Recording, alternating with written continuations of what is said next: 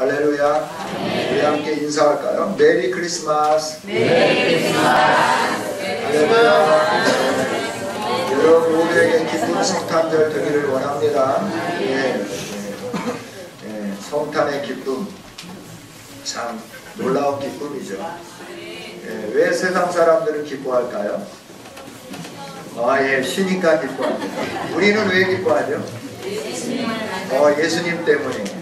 정말 예수님 때문에 기쁘십니까? 할렐루야. 저와 여러분이 예수님 때문에 기뻐하는 아름다운 성도들이 되었으면 좋겠습니다. 성탄절에 예수님이 왜 오셨나? 오셔서 나에게 해주신 은총이 무엇인가? 이걸 생각하면서 내가 무엇이기에 하나님은 나에게 이 큰 선물을 주셨나? 여러분 선물을 받을 때 기분이 좋죠? 선물이 크던 작던 선물을 받는다고 하는 것 자체가 참 기쁨인 것 같아요. 그리고 감사가 있고요. 저와 여러분에게 하나님은 우리를 사랑하셔서 큰 선물을 주셨습니다.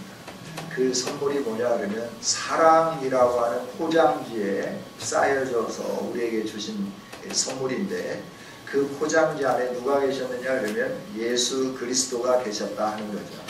할렐루야. 그 예수 그리스도가 하나님의 사랑이라고 말씀하시면서 저와 여러분에게 이 예수 그리스도를 선물로 주셨어요. 그래서 이 예수 그리스도를 선물로 받기만 하면 그 받은 사람들에게는 뭐가 있냐면 구원의 은혜가 주어지는 거예요. 할렐루야. 마태복음에 있는 말씀을 보면 예수 그리스도가 태어나시는데 어디에서부터 태어나셨느냐? 하나님이 약속하신 복의 근원된 아브라함을 통해서 태어나셨다. 그래서 아브라함으로부터 예수 그리스도 족보를 쭉 나열하면서 예수 그리스도가 오시기까지 14대 14대 14대.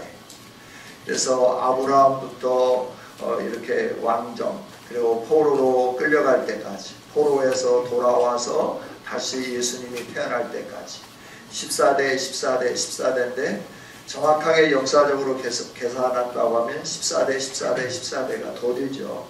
그런데 왜 14대에 맞췄을까? 이 14라고 하는 숫자가 다윗이라고 하는 숫자예요. 그래서 예수님은 왕으로 오셨다라고 하는 거죠. 할렐루야. 하나님이 약속하신 왕으로 오셨어요. 왕으로 오신 예수님이 왜 오셨는가 라고 하는 거죠. 오늘 말씀을 보면 1장에서 뭐라고 말씀하느냐? 21절 23절에 아들을 낳으리니 이름을 예수라 하라. 이는 그가 자기 백성을 그들의 죄에서 구원할 자이시니라. 할렐루야. 예수님을 우리에게 선물로 주셨는데 왜 주셨느냐 하면 우리의 죄에서부터 우리를 건져내기 위하여 예수님을 선물로 주셨다 하는 겁니다. 그래서 저와 여러분은 예수님이 오신 이 날을 기뻐하고 즐거워하는 겁니다. 할렐루야. 저와 여러분이 선물을 받은 그 은혜에 대해서 너무나 무감각하면 안 되는 거예요. 어떤 분들은 선물을 줘도 고맙다 이러고 끝나는 사람들이 있어요. 저와 여러분 그러면 안 되는 거죠. 선물을 받았으면 그 선물을 보면서 정말 귀한 선물 감사합니다. 선물 감사해요. 할렐루야. 저와 여러분이 선물을 받을 때마다 선물 주심에 대해서 감사하고 또 감사하는 마음이 끊이지 않아야 된다 하는 거죠. 선물을 받아서 이런 선물을 줬어 이러면 안 되는 거죠. 선물을 준 사람은 최선을 다해서 선물을 줬는데 받은 사람들이 기뻐하지 않는다고 하면 또 그것도 예의에 어긋난 일이 아닐까 생각을 해봐요. 하나님은 내가 너를 사랑한다. 그래서 포장지에 love, love, I love you, I love you, I love you 쭉 써가지고 이 포장지에 예수 그리스도를 다 담아서 주십니다. 내 사랑은 넌데 내가 원하는 것은 너를 너의 죄에서부터 건져내는 일이다 라고 말씀하는 거죠. 저와 여러분이 죄에 있으면 죽게끔 되어 있어요.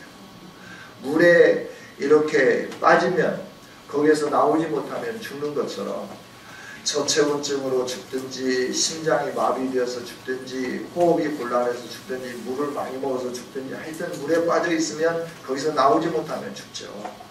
죄의 바다에 빠져 있으면 저와 여러분 죽게끔 되어 있어요. 그 죄의 바다에서 오래 살 것 같지만 죄로 인하여 내 피부가 무감각이 되면서 죄에 깊게 빠져들게 되고 죄로 인하여 살게 되고 그래서 그 죄 때문에 내 영혼이 망하게 되고 육체도 망하게 되고 그래서 결국 영원한 죽음을 맞이할 수밖에 없는 거죠. 이런 인생을 살아가는 저와 여러분에게 하나님은 내가 너를 나의 형상으로 만들었어. 내가 나의 형상으로 만들어서 나와 함께 교제하면서 나와 함께 사랑을 나누면서 살도록 지어놨는데 네 마음이 유혹을 받아서 세상으로 넘어감으로 말미암아서 너와 나와의 사랑의 관계가 끊어져 버렸어. 그런데 내 사랑은 너를 향한 나의 사랑은 영원하다. 끊을 수 없는 사랑이다. 그래서 나는 너에게 선물을 주기를 원한다. 내 사랑의 선물을 너에게 주겠다. 예수를 너에게 준다. 너를 너의 죄에서부터 건져내기 위해 내가 너에게 예수, 나의 아들 예수를 선물로 준다라고 말씀을 하시는 거죠. 여러분 예수님을 선물로 받은 저와 여러분이 기뻐하고 감사할 수 있기를 원합니다. 또 예수님을 우리에게 사랑의 선물로 주셨는데 이 예수님이 우리를 내 개인의 죄에서부터 건져내 주셔서 하나님과 그 깨어진 관계를 회복해 주실 뿐만 아니라 나와 영원히 함께하기 위해서 예수님을 선물로 주셨다 하는 겁니다. 즉 예수님을 선물로 받은 자들에게는 하나님이 영원히 함께하는 은혜와 복이 있어요. 할렐루야. 네, 오늘 23절에 그렇게 말씀하시죠. 보라 처녀가 잉태하여 아들을 낳을 것이요 그의 이름은 임마누엘이라. 이를 번역하니까 하나님이 우리와 함께 계시다. 아멘. 할렐루야. 아멘. 예수님은 임마누엘 하셨어요. 아멘. 우리 안에 오셔서 우리와 함께 하신다 하는 겁니다. 할렐루야. 내가 하나님이 예수님을 보내주시면서 하시는 말씀 뭐냐 그러면 내가 너와 함께 한다라고 하는 거예요. 너의 인생의 여정길에서 내가 너와 동행한다 라고 말씀해 주는 거예요. 여러분 저는 어릴 때 이렇게 이제 친가 할아버지는 일찍 돌아가셔서 아버님이 8살 때인가 돌아가셨으니까 저는 이제 할아버지 할머니 얼굴조차 보지도 못했죠. 초상화 정도 봤을까요? 근데 이제 외가도 좀 멀리 떨어져 있고 친가 큰 집도 좀 멀리 떨어져 있어요. 그래서 이제 큰 집에 가려고 하면 꼭 제를 하나 넘어가는 그 제 길이가 길지는 않아요. 그런데 마을 입구에 있는 제를 넘어가야 되는데 거기를 갈 때쯤 되면 그 옛날에 들려줬던 그 많은 전설 따라 삼철 이 이야기가 생각이 나요. 뭐 나무 위에 뭐 달걀 뭐가 있어가지고 나타난다. 조심해라. 그래야 그냥 여유롭게 가다가도 그 죄만 넘으려고 하면 두려운 거예요. 그래서 큰 집에 심부름을 가든지 외갓댁에 다녀올 때쯤 되면 이게 막 그 산 거기에 가면 막 머리가 막 이렇게 서는 거예요. 그런데 부모님하고 같이 가면 하나도 안 무서워요. 왜 그럴까요? 네, 든든한 보호자가 계시기 때문에 두려움이 없는 거예요. 그래갖고 묘가 있어도 하나도 두렵지 않은 거예요. 전설 따라 삼천리가 생각나도 우리 아버지가 나를 지켜줄 거니까 우리 어머니가 나를 지켜줄 거니까 이런 든든한 보호자 배경이 있으니까 두렵지 않으면서 노래를 부르면서 그 죄를 넘었던 그런 기억이 있어요.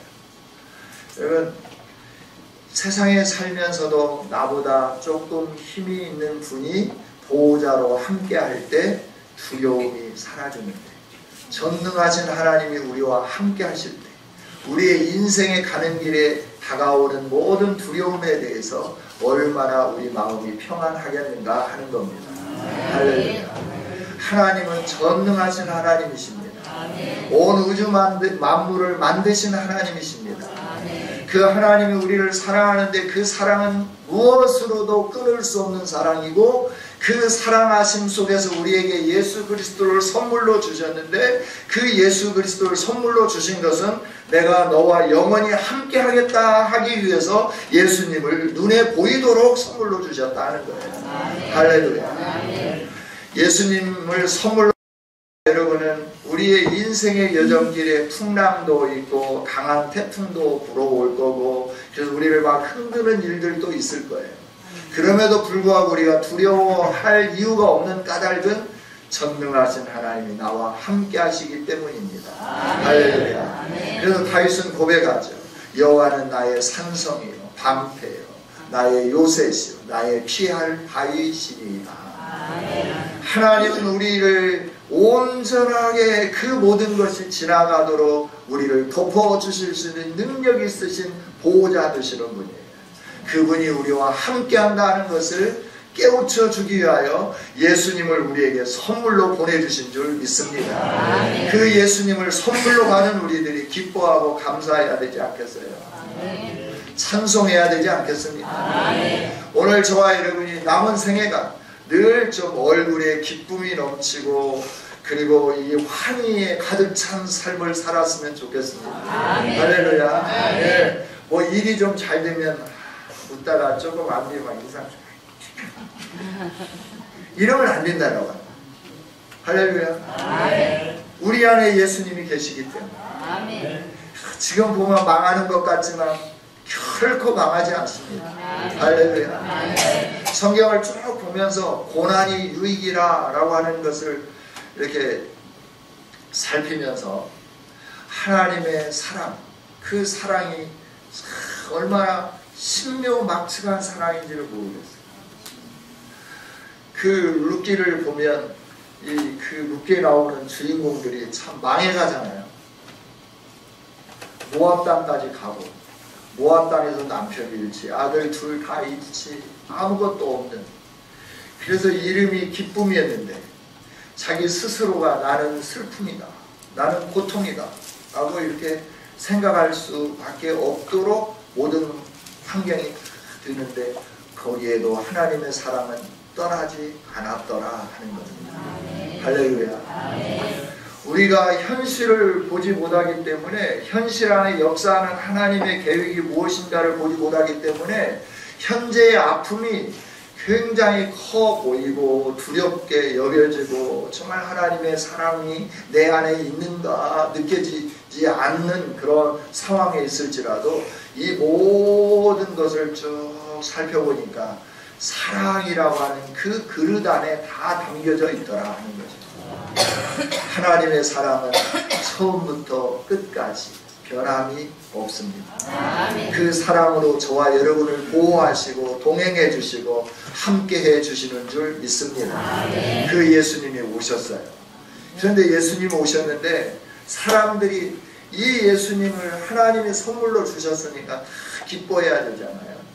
기쁘다 구주 오셨네, 만백성 맞아라, 이렇게 찬양하면서 즐거워해야 됩니다. 힘든 사이로 썰매를 타고 달리는 기분 상쾌도 하다, 징글벨 징글벨 징글오, 이런 것만 기쁘다 구주 오셨네, 만백성 맞아라, 온 교회여 다 찬양하여라, 다 찬양하여라, 다 찬양하여라.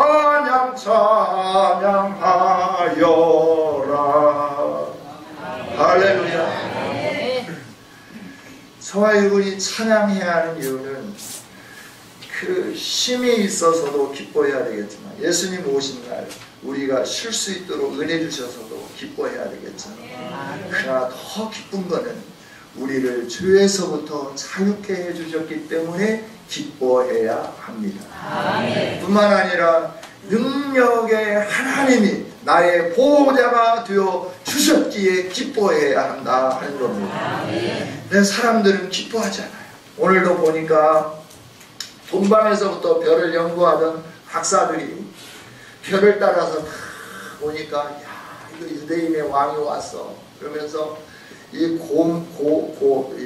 그 문서를 쭉 살펴보니까 약 1500km를 여행했다. 동방에서부터. 1500km면 얼마나 될까요?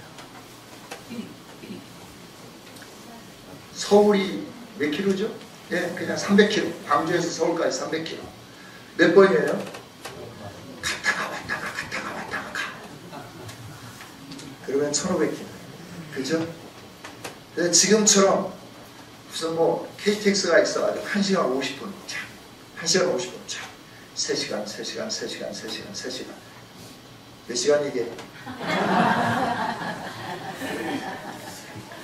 네, 7시간 반이면 1500km 왔다 갔다 해요. 그런데 좀 더 되네요. 예, 좀 더 돼요. 그때는 걸어서 가잖아요. 걸어서 1500km를 간다 생각해요. 얼마나 먼 길이었겠어요. 그런데 하나님이 징조를 보이십니다. 별을 통해서 유대인의 왕이 나셨다. 그 징조를 깨닫게 되고 별을 연구했던 이 사람들이 이 유대인의 왕에게는 가서 경배를 해야 된다라고 하는 강한 마음의 충동이 있어서 1500km를 걸어가는 거예요. 근데 보통 동방박사 세 사람이라고 말하는데 어디에도 세 사람이라고 하는 근거는 없어요. 그래서 주로 이제 세 사람이라고 하는 것은 보배합을 열어서 황금을 드리고 유향을 드리고 몰약을 드렸기 때문에 세 사람일 거다라고 생각하는데 최소 세 사람부터 시작해서 최대 12명까지일 거다라고 하는 것이 고대 문서에 기록되어 있는 내용이에요. 페르시아의 전승에도 그게 기록이 되어 있어요. 여러분, 우리 주님이 나시면 이렇게 이방인들까지 기뻐하고 즐거워해야 할 일이라고 하는 것을 성경이 우리에게 가르쳐 주십니다. 유대인만이 아니라 유대인 밖에서 그 할례 받지 못하고 언약 밖에 있었고 하나님의 그 구원과는 거리가 먼 것처럼 여겨진 그들에게도 예수님은 구주가 되시기 위해서 오셨고 임마누엘 하기 위해서 오셨다 하는 겁니다. 저와 여러분이 기뻐해야 되는 것은 혈통적으로 보면 우리는 소망이 없는 그런 사람들이었잖아요. 그러나 저와 여러분에게도 하나님은 이방인 중에 살다가 언약 밖에서 살다가 언약 없이 죽음으로 언약 없는 백성으로 우리의 모든 삶이 끝나야 되는데 예수님의 오심으로 말미암아 언약의 백성이 되게 해주신 거예요. 그래서 우리가 기뻐해야 되는 겁니다. 할렐루야. 혈통적으로 우리 아브라함과 무슨 상관이 있습니까? 유대인과 저와 우리와 무슨 상관이 있어요? 우리는 계속해서 강조하는 게 뭐예요? 반만년 한 민족의 그 백의 민족 한 혈통으로 태어난 우리의 민족이다 라고 자랑하잖아요. 5000년의 유구한 역사를 가졌습니다. 여러분, 저와 여러분에게 이렇게 예수님이 징조를 보여주시고 하나님께서 징조를 보여주시고 예수님 나심에 대해서 기뻐하라고 이 모든 것들을 가르쳐 주시는데도 불구하고 오늘 동방박사들은 먼 길을 별을 보고 경배하기 위해서 찾아오는데 오늘 이 별이 갑자기 이 유대 땅 안까지는 인도해 줬는데 거기서 사라진 거예요. 예루살렘에서 베들레헴까지 거리는 약 15km, 13km, 15km 정도인가요? 그 정도밖에 안 되는 거예요. 그렇게 먼 거리는 아닙니다. 오늘 우리의 그 거리로는. 그런데 이렇게 딱 유대 땅에 들어오니까 별이 사라졌어요. 그래서 이들이 생각할 때 왕이 났으면 분명히 왕궁 있는 곳에서 태어났을 거다. 그리고 어디로 갑니까? 예루살렘 왕궁을 찾아갑니다. 그리고 묻습니다. 유대인의 왕이 어디 계시냐? 우리가 유대인의 왕이 나심을 보고 별을 따라서 여기까지 찾아왔다라고 말을 해요.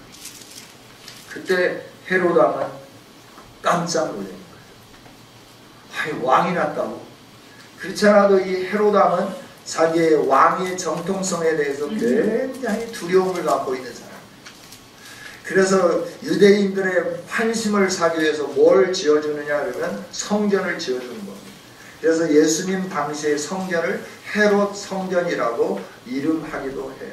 왜냐하면 유대인들이 너는 유대 혈통에서 태어난 왕이 아니잖아. 이러기 때문에 자기의 왕권에 대한 그 부담이 있는 거예요. 왕이라고 자기가 명령도 하고 큰 소리도 치는데 백성들이 인정해 주지 않기 때문에 백성들로부터 인정을 받기 위하여 성전을 지어주면서까지도 자기의 왕권의 그 도전에 대해서 차단하려고 하는 이런 상황인데, 유대인의 왕이 갑자기 났다라고 이 동방에서부터 온 박사들이 말을 하니까 얼마나 가슴이 뜨끔했겠어요. 오, 내 이제 왕권도 이제 다 끝나는가 보다라고 생각을 하게 되는 거죠. 또 거기에 제사장들, 백성의 서기관들, 그리스도가 어디서 날 거냐 물을 때 그들은 성경을 연구했기 때문에 찾아냈죠. 미가서 5장 2절에 있는 말씀을 인용하면서 유대 땅 베들레헴입니다. 하나님이 이렇게 선지자를 통해서 말씀했습니다. 유대 땅 베들레헴아, 너는 유대 고을 중에 가장 작지 아니하도다. 내게서 한 다스리는 자가 나와서 내 백성 이스라엘의 목자가 되리라. 하나님이 이렇게 약속을 해주셨습니다. 베들레헴입니다. 그래가 헤롯 왕이 그 동방의 박사들을 이렇게 달래는 거죠. 여기가 아니고 베들레헴이란다. 베들레헴에 가서 그 왕자를 보거든, 왕을 보거든 경배하고 내게로 와서 내게도 알려달라. 내가 가서 절하고 경배해야 되겠다 라고 이렇게 하면서 이 박사들을 보내는 거죠.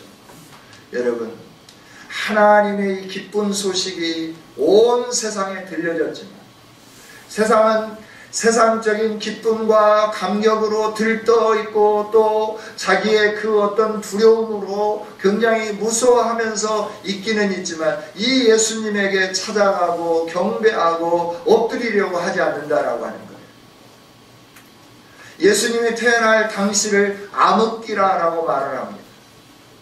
암흑기라 말하면서 그 기간에 예수님 메시아가 태어나기를 대망했다. 그래서 대망의 기간이라고 성경은 가르쳐 주기도 해요. 역사가 가르쳐 주기도 해요.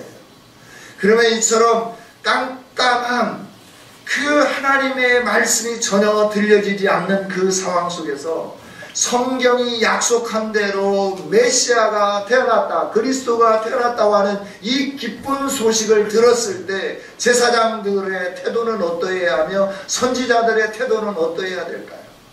감격스러워하고, 와, 우리가 기대하던 메시아가 태어나셨구나. 와, 우리가 그렇게 소망하던 이 메시아가 오셨구나, 그리스도가 오셨구나. 기뻐하며 감사하고 감격스러워하면서, 야, 베들레헴이야, 우리 베들레헴으로 달려가자. 같이 달려가야 되지 않겠어요? 그러나 소동만 하고 달려가지 않는 거예요. 세상은 예수님에 대해서 소리를 듣지만 그 예수님 앞에 나오지 않습니다. 예수님에게 가려고 하지 않습니다.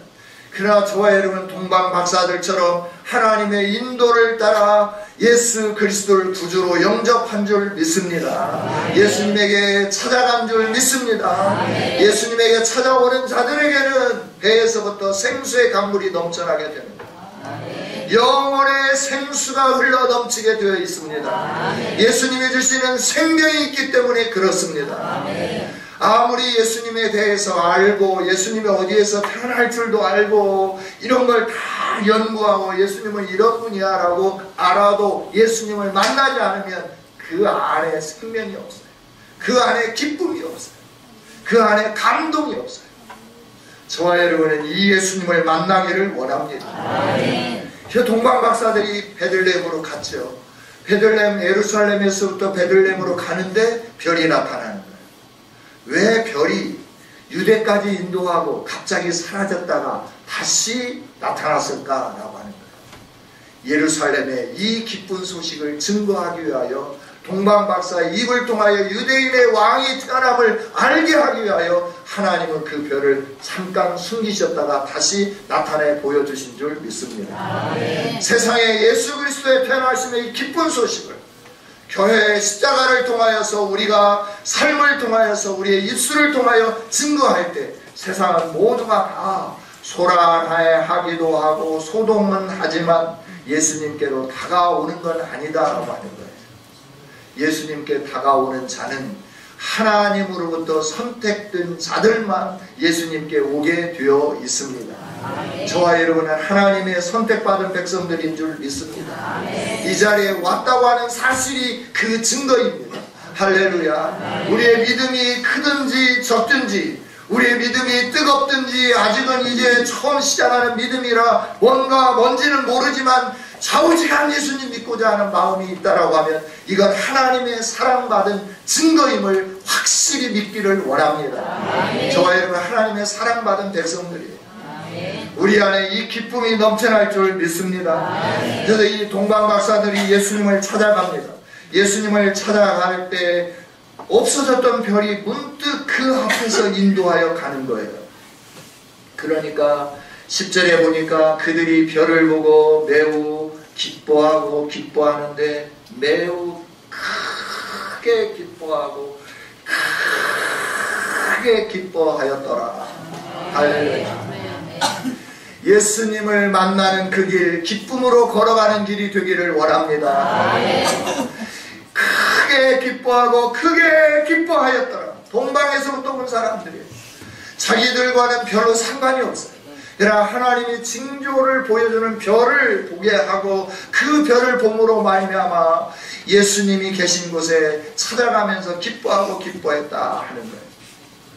예수님께 찾아가는 길을 안내해 주는 것으로 인하여 기뻐했는데, 또 집에 들어가서 마리아가 것을 바라다 보면서 기뻐하면서 어떻게 했느냐, 엎드려 절하고 경배하고 유황과 몰약과 황금을 예물로 드렸다라고 말씀해요. 여러분, 예수님을 만나면 이런 기쁨이 있는 줄 믿습니다. 아멘. 성탄절에 이런 기쁨이 있기를 주님의 이름으로 축복합니다. 아멘. 예수님을 만나기까지 그 길이가 길 수 있어요. 산을 넘어야 되고 강을 건너야 되고 도적의 위험을 겪어야 되고 추위가 있고 더위가 있고 피곤함이 있고 이런 어려움이 있을 수 있어요. 그러나 주님이 여러분들을 부르셨어요. 하나님이 우리 모두를 부르셨어요. 그리고 예수님께로 인도해 주시는 거예요. 그 예수님을 향하여 찾아가는 저와 여러분이 되기를 원합니다. 주님, 나를 위하여 이 세상에 와주셔서 감사합니다. 주님을 모시기를 원합니다. 주님 환영합니다. 영접합니다. 우리 마음속으로 마음의 문을 활짝 열고 입술로 고백하면서 주님을 초청하는 저와 여러분이 되기를 원합니다. 그 예수님이 우리 안에 오시면 우리의 인생은 바뀌어집니다. 삶이 새로워집니다. 꿈이 생깁니다. 비전이 있습니다. 열정이 일어나게 됩니다. 나이 상관하지 않습니다. 여러분, 모세가 80이 되었는데 열정이 생겨나죠. 바로에게로 가잖아요.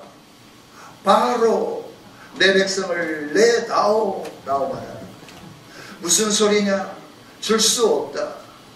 줘야 된다. 줄 수 없다. 백성들까지 원망해. 그래도 하나님이 그 꿈과 비전으로 계속 제시해 주는 거예요. 백성들이 원망해도 백성들 앞에서 너희들아, 하나님의 이 구원하심을 봐라.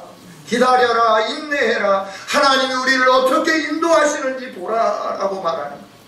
인정받지 못하는 지도자이지만 그럼에도 불구하고 백성들에게 가서 하나님이 어떻게 일하실지 너희들이 봤으면 좋겠다라고 그들에게 선언하고 바로에게 가서 내 백성을 내다오. 내 백성을 내다오. 내 백성을 내다오. 10차례 이상을 가고 그 위협을 받고 어려움을 받지만 하나님이 주신 그 꿈, 출애굽의 꿈, 출애굽의 비전, 가나안의 비전을 가지고 그 일을 감당해가는 것을 보게 됩니다. 여러분, 주님을 만나면 이렇게 꿈이 가슴 속에 있게 되어 있어요. 꿈꾸는 자들이 되게 되어 있습니다. 저와 여러분이 꿈꾸는 사람들이 되었으면 좋겠습니다. 내 인생의 황혼기에서 내가 뭘 할까? 아니요, 모세는 80부터 쓰셨다니까. 몇 년까지? 120년까지. 적어도 여러분 우리 모두는 120세까지 삽시다. 아멘 하신 분들은 110세까지 살 거예요. 할렐루야. 아, 지금 의학이 그러잖아요. 100세까지 산다고 말씀하는데, 말하는데, 그거 하나님의 말씀인데 120세 못 살아요. 못 산다고 생각하는 사람 못 살겠죠. 그러나 믿는 사람은 120세까지 사는 거예요. 할렐루야. 네. 뭐 내가 뭐 아프다고? 그냥 아픈 대로 사는 거죠. 꿈과 비전을 가지면요, 주님이 주신 그 꿈과 비전을 이루기까지 저와 여러분을 강건하게 해주실 줄 믿습니다. 모세가 120이 되어서 하나님 부르실 때 눈이 흐리지 않았다. 기력이 쇠하지 않았다. 120세 먹은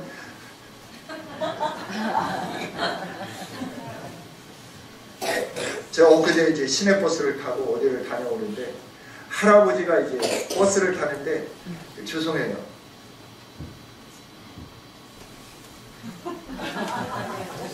문이 이렇게 열렸어요.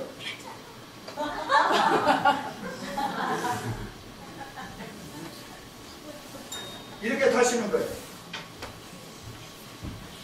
얼마나 답답해요. 저는 지금 이제 약속 시간까지 지금 얼마 안 남아갖고 버스가 빨리빨리 갔으면 좋겠는데, 이 버스 운전수도 나는 그냥 이 준법 정신으로 간다. 그래서 노란불 켜지면 그냥 다른 차들은 가는데 그냥 멈춰서요. 나는 지금 시간이 지금 촉박해가지고 지금 빨리 갔으면 좋겠는데, 저는 시내버스 속에서 막 달리고 있습니다. 지금 마음으로 막 달리고 있어요. 근데 할아버지가 타시는 데도 그렇게 타시는 거예요. 그냥 1분 이상 이제 그 할아버지 타실 때까지 기다리는 거죠. 그걸 보면서 나도 80이 되면 저 정도 되겠구나 생각을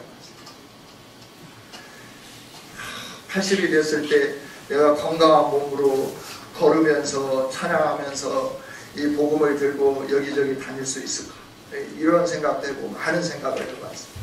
여러분, 저와 여러분이 나이, 겉사람은 날마다 후퇴하지만 속사람은 날마다 새로워지는 이 은혜가 있기를 주님의 이름으로 축복합니다. 예수님을 만나니까 기뻐하고 기뻐했다라고 말씀하잖아요.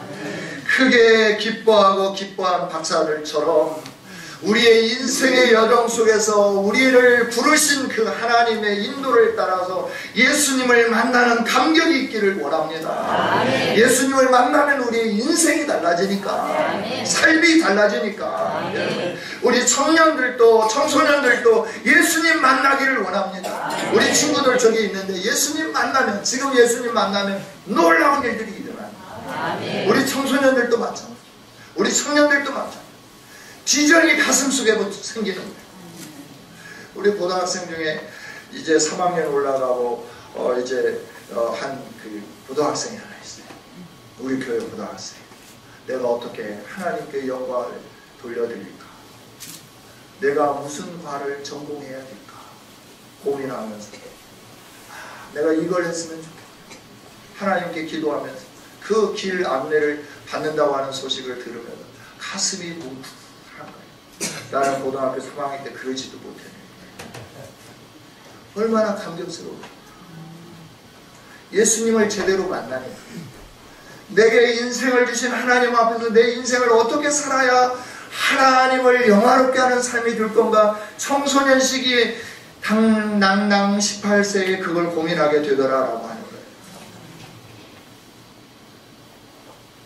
예수님 만나면 이런 꿈이 생깁니다. 우리 교회가 꿈 있는 교회가 되기를 원합니다. 우리 교회가 예수님 때문에 기쁨으로 가득 찬 교회가 되기를 원합니다. 그냥 사소한 것 가지고 막 인상 쓰고 막 이러면서 나를 괜히 많은 이런 삶이 아닙니다.